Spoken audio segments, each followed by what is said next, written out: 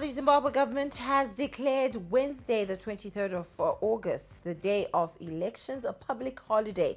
The decision was made to enable the electorate to vote without hassles from work-related commitments, with the election being held on a weekday. The announcement was made by the Minister of Home Affairs, Honorable Kazembe Kazembe, in terms of the Electoral Act, Chapter 2, Section 13. The polling day or polling days fixed in terms of subsection 1 shall be deemed to be a public holiday or public holidays, as the case may be, for the purposes of the Public Holidays and Prohibition of Business, Chapter 10, 21. I have therefore come up with the General Notice 1345A of 2023 to make the citizenry aware, as well as to enhance and give effect to the Act.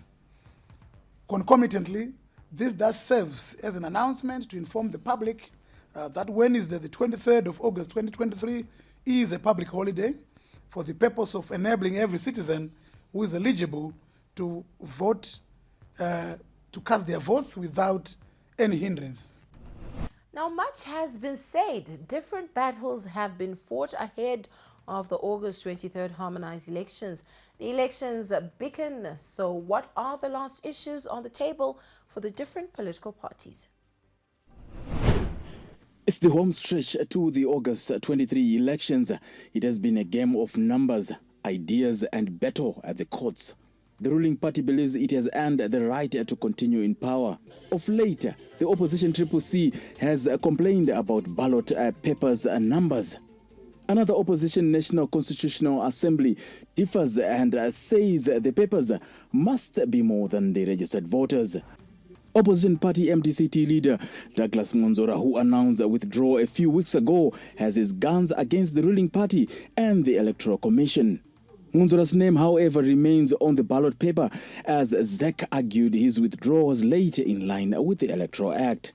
United African National Council leader Reverend Dr. Gwinyai Muzorewa says they don't aim to change much in Zimbabwe if he is elected. On Wednesday, Zimbabwe will decide on its new president, its new lawmakers, councillors. For now, the biggest question is who will prevail. For ZTN Prime, I'm Govech Gada in Harare.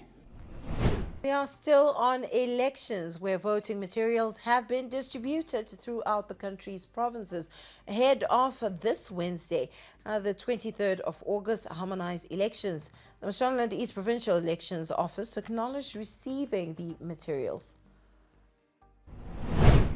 As the Zimbabwe Electoral Commission, particularly in Mashonaland West Province, we are now ready for the elections. And as I speak to you right now, all the relevant materials have been mobilized, with a particular reference to the sensitive materials which we have since received last night and dispatched to the districts for onward transmission to the constituencies, wards and their polling stations. The sensitive materials that I'm talking about are the ballot paper is arrived, the voters' roll is also arrived, as well as the indelible marking pens that are used to mark our fingers as an indication of having voted. The Conference of Heads of Independent Schools in Zimbabwe is hopeful that junior basketball players from Zimbabwe will benefit from a 10-day tour to the United States running till the 30th of August. If we expose these young boys to better levels of basketball, if we also change their worldview of how they view the perspective of basketball in life, I think we would have accomplished and achieved what we wanted to achieve. America is the home of basketball. So we are going to learn from the best, and these kids are going to be exposed to a high level of basketball in terms of the games that they are going to play and in terms of the training and the facilities they are also going to go through to.